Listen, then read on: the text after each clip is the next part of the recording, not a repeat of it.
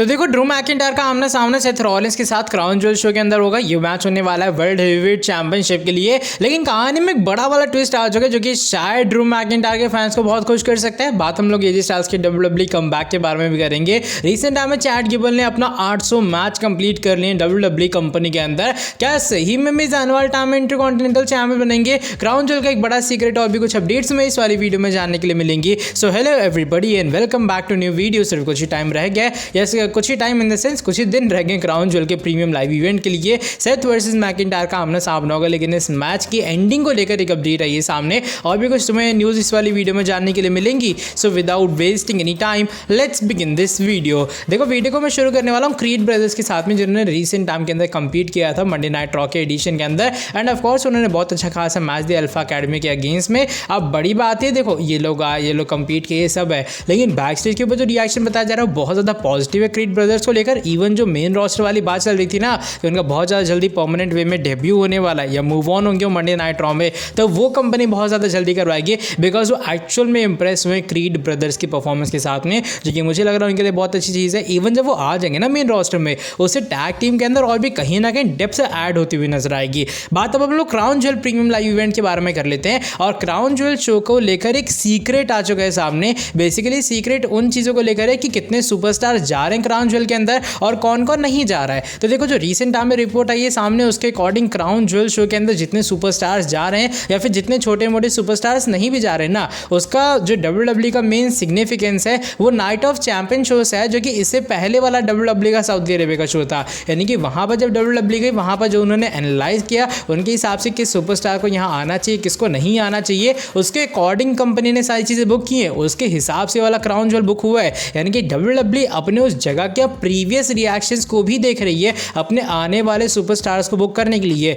मैं एग्जांपल के तौर पे कह रहा हूँ, मान लो वहाँ सैमी ज़ेन गए थे जब सऊदी अरेबिया शो के अंदर पहली बार, तो अगर उन्हें रिएक्शन ना मिलता तो बहुत मुश्किल था कि डब्ल्यूडब्ल्यूई उन्हें इस बार भी ले जाती। लेकिन उन्होंने रिएक्शन बहुत अच्छा मिला, इसलिए डब्ल्यूडब्ल्यूई ने सम हाउ सम वे उन्हें किक ऑफ शो के अंदर बुक किया जब वो जेडी मैकडॉगना बर्गर का आमना सामना करेंगे। तो ये कुछ बात थी जो कि मुझे लगा तुम लोग को बतानी चाहिए कि जो इस साल के क्राउन ज्वेल का कार्ड है या फिर जो सुपरस्टार जा रहे हैं वो उसको देख के लिया गया कि नाइट ऑफ चैंपियंस के अंदर लोगों ने उसको लेकर क्या रिएक्शन दिया था। बात अब हम लोग चैट गेबल के बारे में भी कर लेते हैं, बिकॉज चैट गेबल ने भी रिसेंट टाइम में एक बहुत ही मैसिव माइलस्टोन हिट कर डाला है। जब रिसेंटली क्रीड ब्रदर्स और अल्फा अकेडमी का आमना सामना हुआ ना, इस वाले मैच के अंदर चैट गेबल ने 800 मैचेस कंप्लीट कर लिए हैं पूरे तरीके से, जो कि मुझे लग रहा है अपने आप में एक बहुत मैसिव माइलस्टोन है। इवन रिसेंट टाइम में चैट गेबल को अच्छा खासा पुश भी मिला था, जो कि फॉर श्योर वो डिजर्व भी करते हैं। तो कांग्रेचुलेशंस मेरी तरफ से एकदम जी भर के अपने चैट गेबल को। And I hope so WWE ने आने वाले टाइम में और भी एलिवेट करती हुई नजर आएगी। बात हम लोग द मिज के बारे में कर लेते हैं, बिकॉज ऑफ कोर्स जो मिज है वो हमारे लिस्टर है और रिसेंटली रॉ के एडिशन के अंदर फाइनली जो रिपोर्ट थी ना,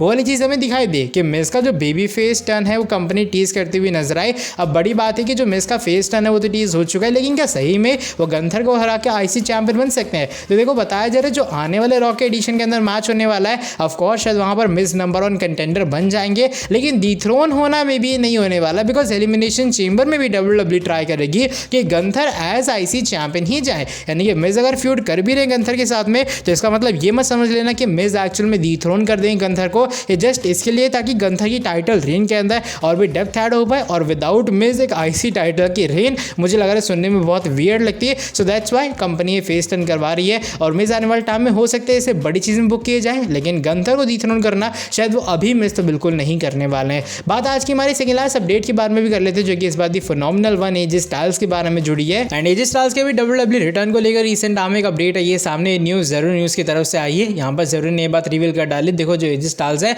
उनका बहुत ज़्यादा जल्दी स्मैकडाउन के अंदर कमबैक होने वाला है, पॉसिबली ऑफकोर्स अब वो क्राउन ज्वेल के बाद ही होगा, क्योंकि आने वाला शो टीवी टेप्ड है, वहाँ पर ऐसा कोई भी कमबैक नहीं हुआ है। लेकिन हाँ एजी स्टाइल्स का जो कमबैक है वो बहुत ज़्यादा जल्दी होगा। एंड इवन वो survivor series premium live event का भी शायद पार्ट बनते हुए नजर आए। तो एजी स्टाइल्स के फैंस बस कुछ दिन की और बात है, फाइनली हमारे फिनोमिनल वन एक बार फिर से कमबैक कर ही लेंगे। अब चलो बढ़ते हैं आज की हमारी नेक्स्ट 10 फाइनल स्टोरी की तरफ। इस बार former WWE champion the Scottish warrior Drew McIntyre के बारे में जुड़ी है। मैकिंटायर सेथ रॉलिंस का आमना सामना होगा इस साल crown jewel premium live event के अंदर। लेकिन देखो बताया जा रहा है कि इस वाले मैच में एक और पॉसिबल ट्विस्ट आ चुका है सामने। ट्विस्ट रिंग साइड न्यूज़ की तरफ से रिवील हुआ है। रिंग साइड न्यूज़ ने बताया कि देखो जो डब्ल्यूडब्ल्यूई का क्राउन ज्वेल शो होने वाला, वहाँ पर ऑफकोर्स ड्रू मैकिंटायर जाने वाले हैं वर्ल्ड हेवीवेट चैंपियनशिप के पीछे। लेकिन ये बात की यहाँ पर कंफर्मेशन आई है कि ड्रू मैकिंटायर का जो डब्ल्यूडब्ल्यूई कॉन्ट्रैक्ट है ना, बीच में रूमर्स आते हुए रीसाइन हो चुका है। तो रीसाइन अभी भी नहीं हुआ है। इवन वो अगले साल रेसलमेनिया से पहले ही दी एंड होता हुआ नजर आएगा, जो कि मुझे लग रहा है कहीं ना कहीं एक और ट्विस्ट ऐड करते सेथ रॉलिंस और इनके फ्यूड में।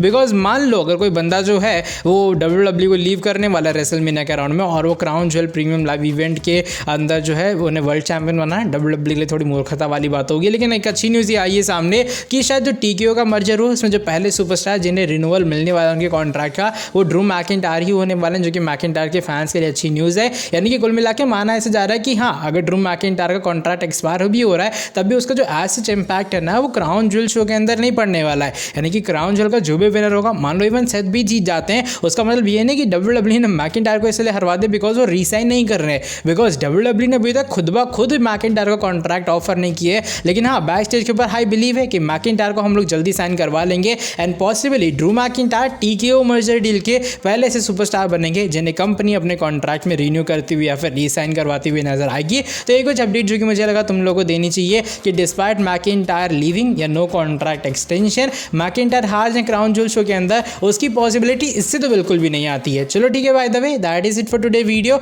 अगर तुम्हें ये वाली वीडियो पसंद आई है, इस वाली वीडियो को नीचे लाइक कर देना। साथ ही में जो लोग चैनल के ऊपर न्यू है, सब्सक्राइब नहीं किया, सब्सक्राइब कर देना चैनल को, बेल नोटिफिकेशन को ऑन करना। तुम लोग टीम सेथ में हो या फिर टीम मैकिंटायर में, बताना कमेंट सेक्शन के अंदर। मिलता तुमसे आके नेक्स्ट वीडियो के अंदर बहुत ज़्यादा जल्दी।